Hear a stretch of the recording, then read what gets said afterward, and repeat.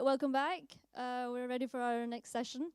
And now we're going to have Natalie Pistunovich, and she's going to talk about TensorFlow. So give it up for Natalie.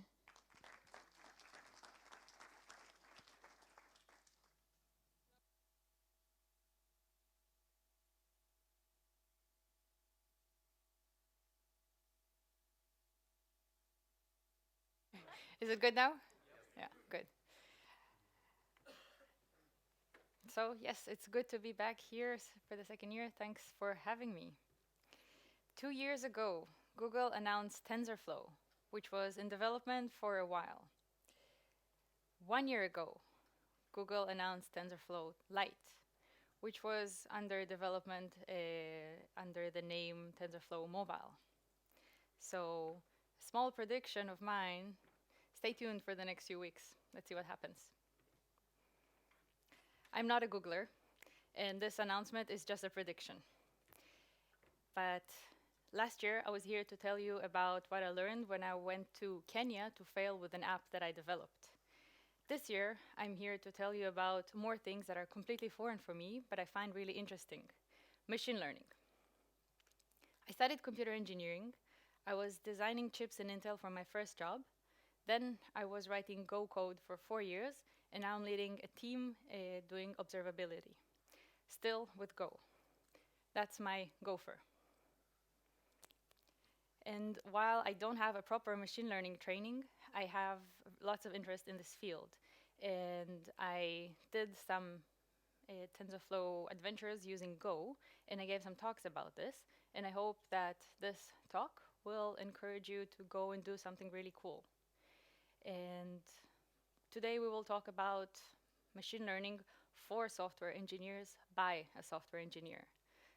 We'll cover some concrete steps that you can take home after this conference to try your cool machine learning powered app.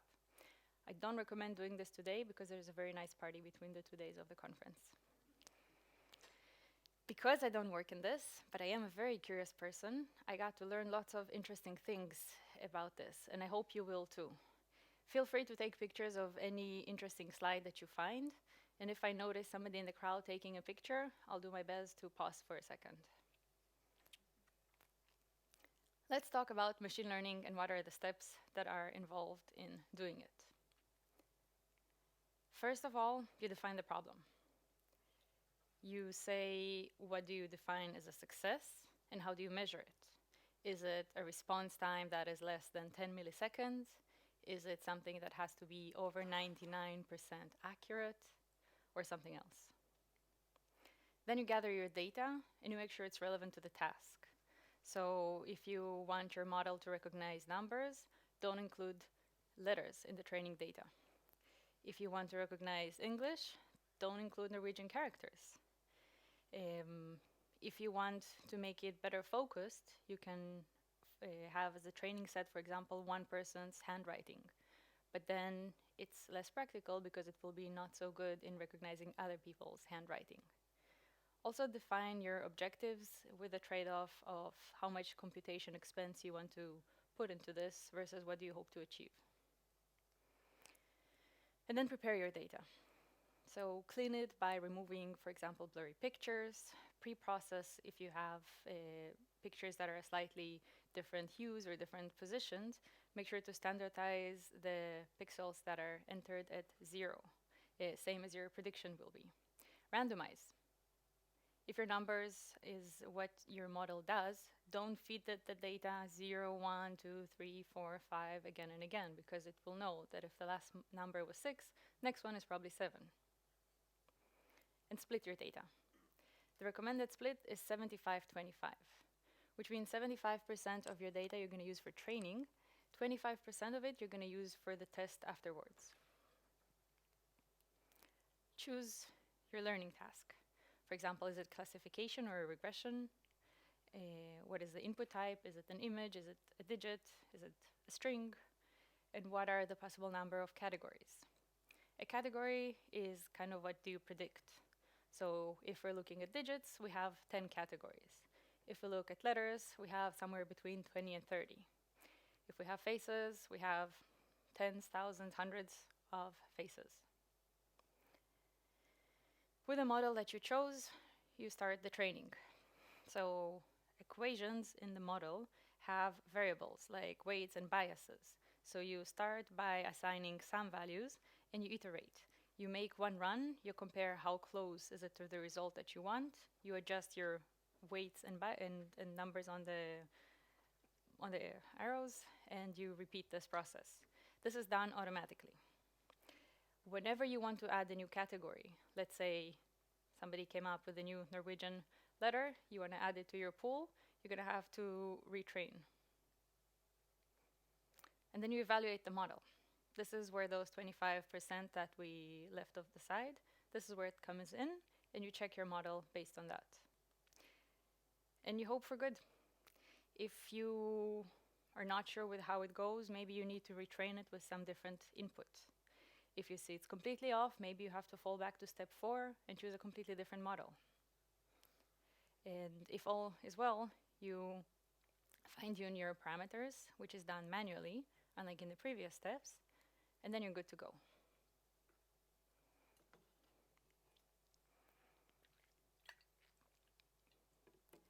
TensorFlow is one tool of the machine learning tools out there.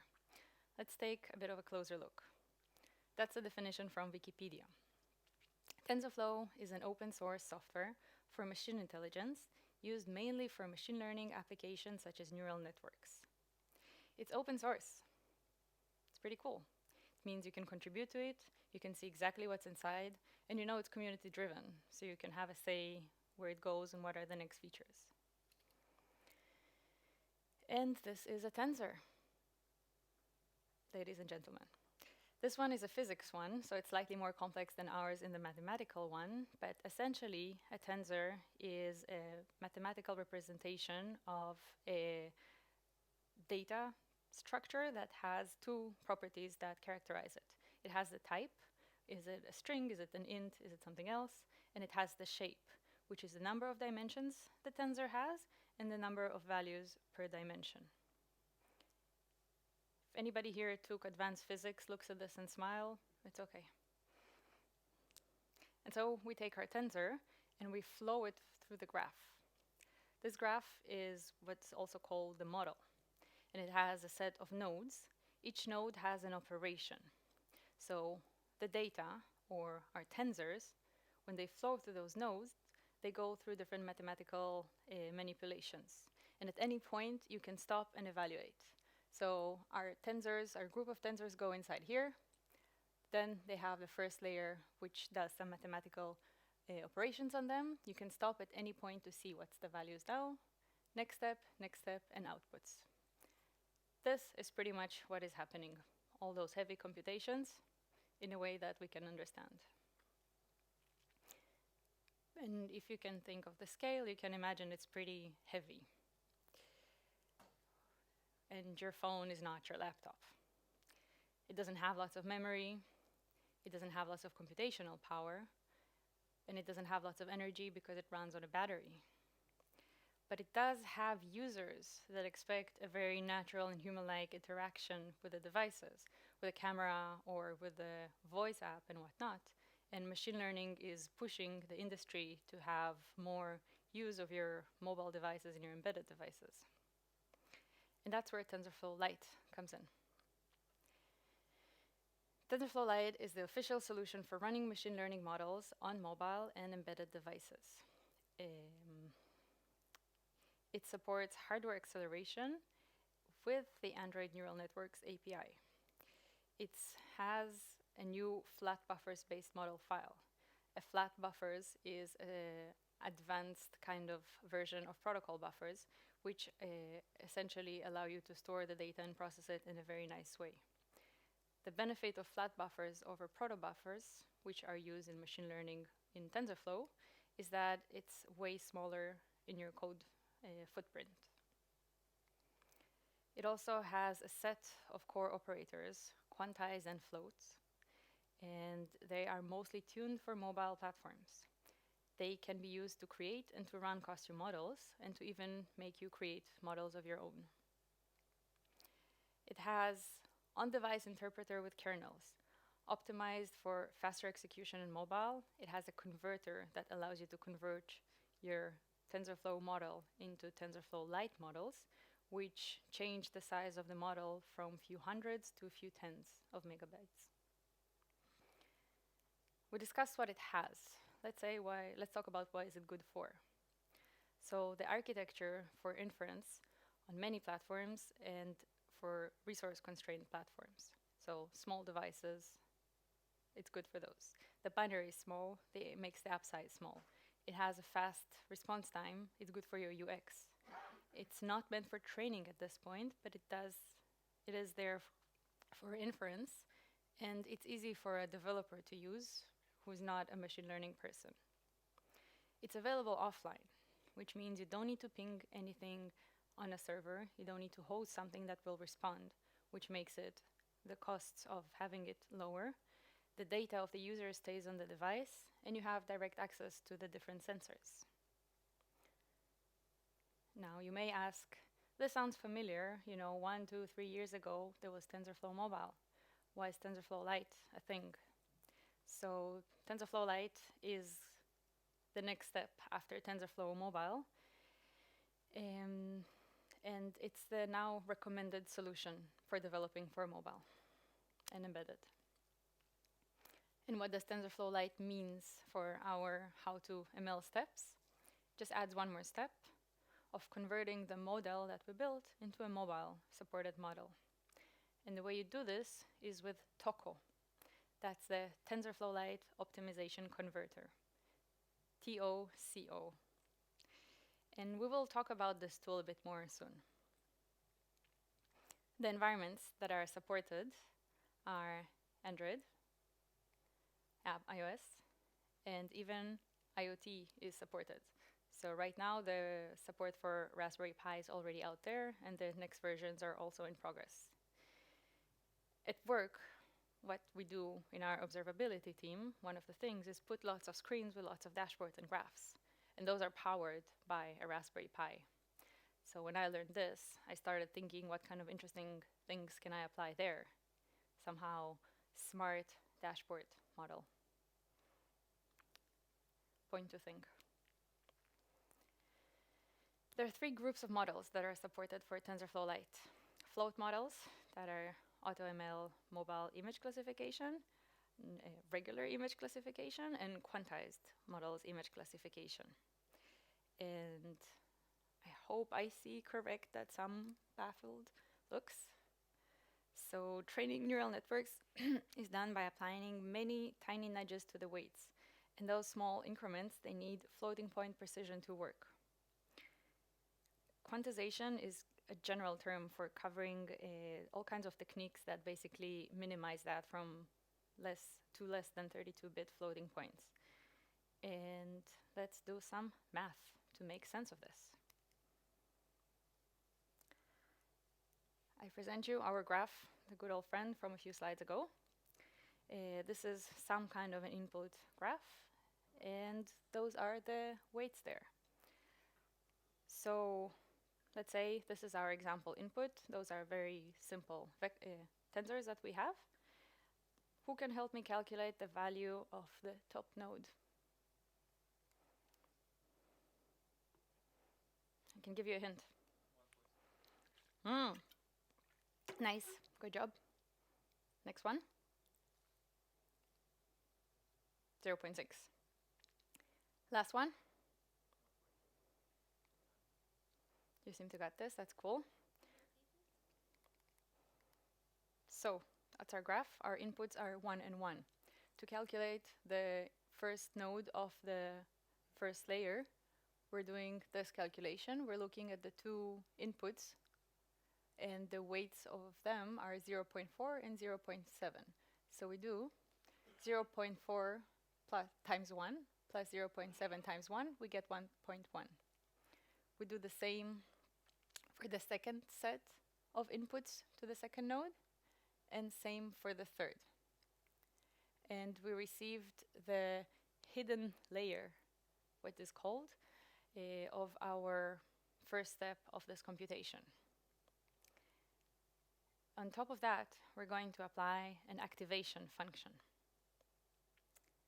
In artificial neural networks, the activation function of a node defines the output, or a neuron that gives the output or set of inputs. And the kind of biological equivalent of that in neural networks is that it's kind of an abstraction that represents the rate of action potential in firing the cell. So after applying this activation function on these values, we're getting new values. That's also part of the properties of the graph. Does this make sense so far? If not, raise your hand, we'll do this again. Okay. Give an example of an activation function. The basic one is a linear one. Some common ones are, for example, in kind of S shape that are flattened around -1 and 1 and cross around 0. And so our input is 1. That is the value of our tensor.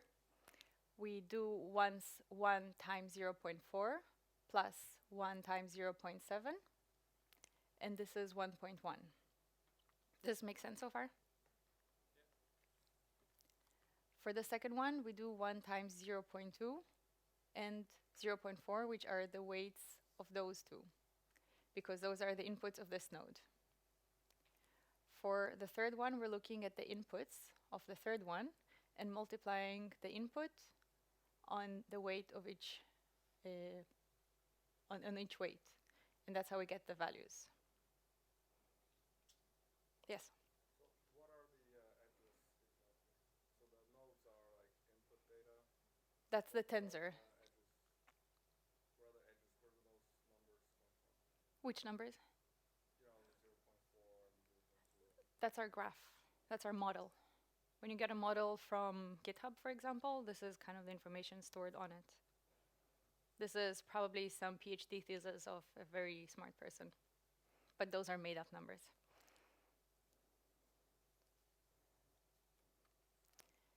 And so our tensor now has this form, 1.1, 0.6, 1.4. And then the second step is applying the second property of the graph, if you will, which is the activation function, and then it gives us these values. This is kind of done automatically, just a graph. Our x was 1.1, and now it's 1.2, and so on. And now we are calculating our next step. So what we did to calculate this one is pretty much the same. We're looking at the 3 inputs, 1, 2, 3. We're looking at the weight here, so it's 1.2 times 0.9 plus 0.9 times 0.6 and 1.3 times 0.9. And together, it sums up to this value. Same for the second node, and this is the shape of our new tensor. And then we apply again the activation function. Then we get some more different values. And we continue with this, going through all the different layers or steps of our graph. And then we get the final value. And we have a result. This can have all kinds of shapes. It can have many stages, few stages in each layer. This depends on the graph. The graph is also the model, which is what you take from a repo or somewhere that you found. But this is how it actually looks in real life.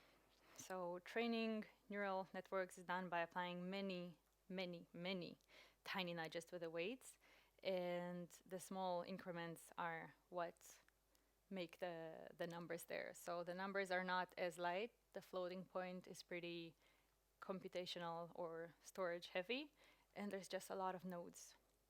And this is why models weigh around 200 megabytes. And almost all the size is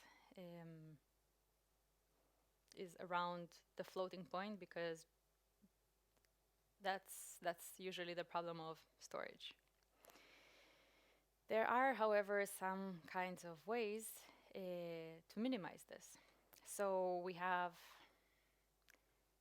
layers, right? We said each step is a layer. And in each layer, the values tend to be distributed in a specific range. So if we take each layer, for example, this one, and we said this is the minimum, this is the maximum, and now we say the value of this node is relative to the minimum and maximum. So no longer something, a specific number, but just how little or how much more is it than others, you suddenly have a way to optimize. And you kind of, if you will, you truncate the numbers to not have such heavy representation of numbers. And you can ask, why not optimize and from the first place say no longer than 1 or 2 digits after the decimal point? And people try that. But those attempts ended up in having less precise models. And actually there's lots of good ready models out there. So all you need to do is just make them slightly better, more optimized.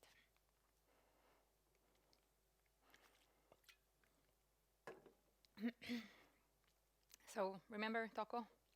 One of the things it does is quantization. What we did now, the putting this in a range, is called quantization. It does other reduced representational precision operations, and it does, for example, reduce parameter count. And it updates the original model topology to just have less parameters and faster execution. All kinds of cool features that make your graph smaller in this tool. This is also provided in the TensorFlow repo. I hope this makes this slide slightly more clear now, that the float models are the ones with a lot of digits after the decimal point, and the quantized ones are the ones we made slightly more efficient by setting a range and saying this value is only slightly less than the minimum or slightly more the other way around, slightly more than the minimum or slightly less than the maximum. And the float models that are currently already existing and available in the TensorFlow GitHub repo, there are about 25 of them.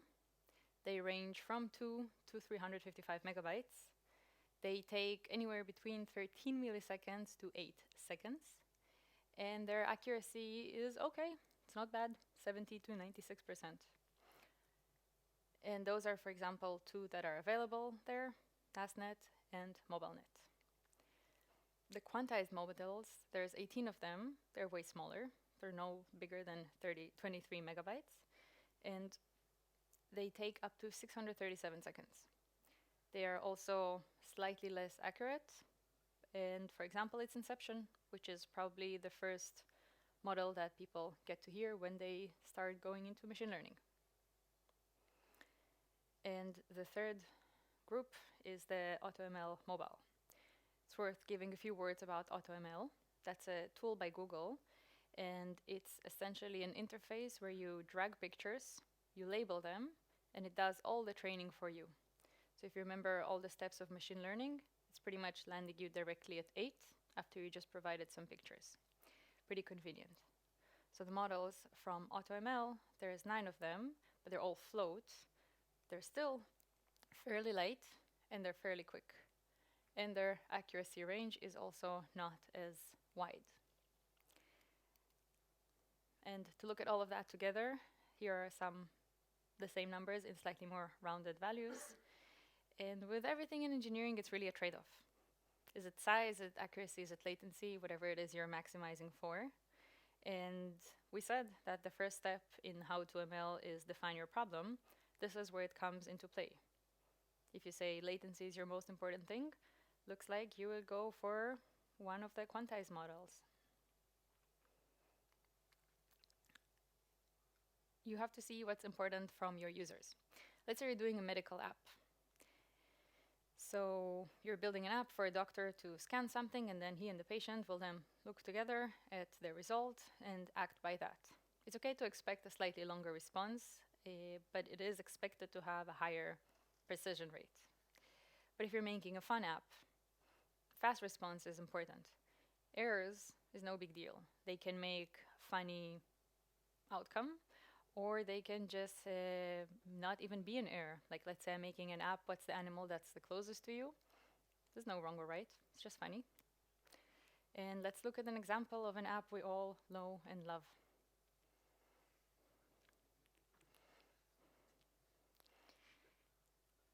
For those who are not the Silicon Valley fans, this is Yin Yang, and this is his app, Hot Dog Not Hot Dog, available in the iOS Play Store and in the Google Play Store. It is also an Emmy nominee for Outstanding Creative Achievement in Interactive Media within Scripted Program. They did not win. The winners were Chaos Takes Control Interactive Experience from Westworld. But this app was built with TensorFlow. They also use React Native and Keras, which is a deep learning library that is kind of simplifying TensorFlow. And the model that they used was Inception. And there is a very nice write-up on Medium from the people who are behind this app. And they cover lots of interesting things, like the development flow, all the errors they make, the data set that they had, and how weird was it to collect thousands of pictures of hot dogs, and what went wrong in the way, and UA and UX considerations that they had while building this app. And well, we all know this is an awesome app. It does really well, right?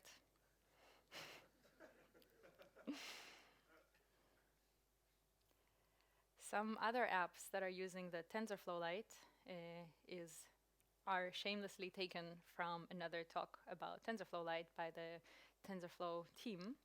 It's Google Photos, it's the Google Keyboard, it's Gmail, it's Nest, it's the Google Assistant, it's PixArt, which is an image editing app, Visco, which is a sharing photos app, Shazam, and MLKit. And MLKit is actually, it has some good machine learning capabilities, but it doesn't support models that you build on your own. But they work together, and you can import anything that you did in TensorFlow Lite and just consume it with machine learning kit. And the promised part of the talk, how can you start?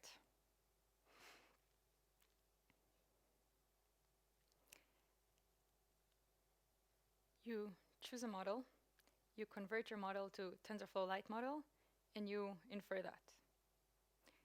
Let's dive a bit. So things you can do, go from the straightforward to the most complex one, are run a demo of an app that is built with TensorFlow Lite, run a model, a pre-trained one, and build your app around that. Build a custom model, or even optimize a model. And to run a demo, you have to go to the website. It's worth mentioning that as any open source project that is not fully baked, there is a bit of confusion in the documentation. So I did my best to share my learnings with links and with screenshots that will maybe help somebody save some 20 minutes in trying to understand where to start. So this is how you can run the Android demo app. You're installing TensorFlow, and you have all the instructions of all the additional tools you need, like the Android Studio maybe, and you are ready to go. If you want to run the iOS demo app, it's a similar path.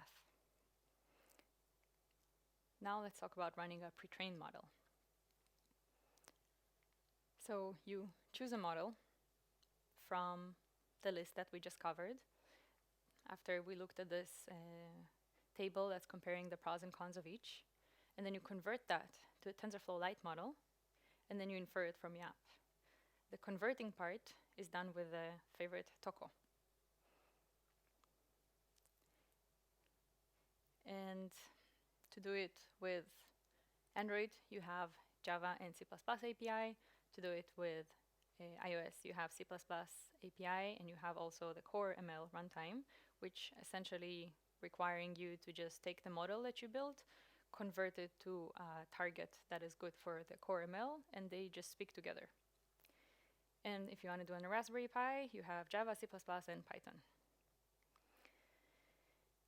To build a library, there is instructions for iOS and for Raspberry Pi. The link at the moment for Android is not there, but probably it's going to go back. Next step, building a custom model. So what you do is, again, you load the graph, you run the inputs, and then you you train it on your own data. So this is what's different from a pre-trained model that you land back in our how to ML steps around step 5 that says, now train it. So you bring the data set. You can have pumpkin, not pumpkin. And then you convert that into a TensorFlow Lite model, and then you consume it. And the conversion is done with Toko. For those who feel very adventurous, you can take the model and then optimize it.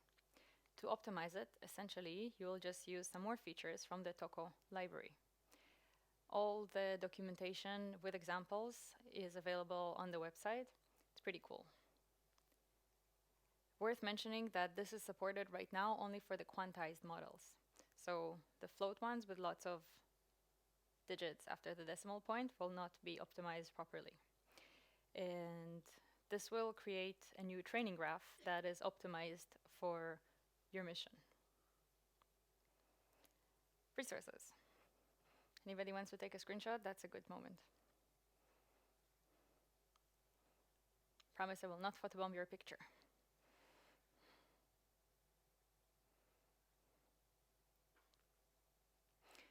So there is the GitHub repo, and there is the official website that are linked to each other. The developer guide is in the main website. The list of the hosted mobiles is organized pretty well. The Slack is unofficial, but I saw some traffic there. Definitely more questions than answers, but what Slack is different. There is the Twitter, where they update quite regularly. And there's a mailing list where the TensorFlow team actually answers occasionally on questions, which is definitely cool. And yesterday, there was a very big event that on the GitHub repo, the TensorFlow Lite code moved from the contrib to the general. The good thing is that it suggests, unofficially, that it's way more production ready. The bad thing is broken links. So if you click on something and it doesn't work, go to the path, see if there's a contrib, just delete that. You'll find it. Some things that are coming soon is the OpenGL-based GPU accelerator for Android. This is something that should come very soon, any month now. A bit more into the future is edge TPU and general hardware acceleration features. If you're developing not necessarily for a mobile phone, but maybe for an embedded device or for some dedicated chip. And there's an upcoming API support for C, for C# of those of you who like Unity, and for C++ for those who are into idiomatic iOS. And just to go back to that first slide from the beginning, the first thing I did in this talk was make this slide with this prediction. And as I was going with it, I learned about this announcement that the OpenGL support is coming. So that's a small celebration with even though the uprise of the machine is coming, human prediction is somewhat okay still. Thank you.